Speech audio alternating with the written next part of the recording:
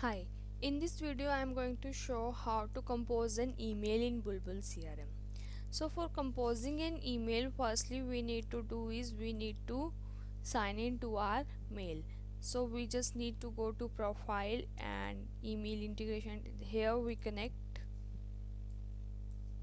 our email first.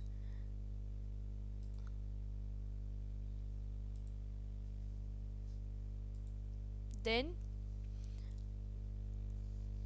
I just go to email section and compose an email.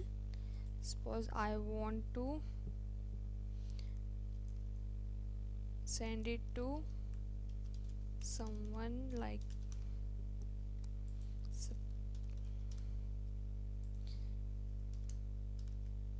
I just do what like I just edit the subject or message and send it to the person, another person's email. And in inbox we have incoming mails and in sent the mails which we have sent to others. That's it. Thank you.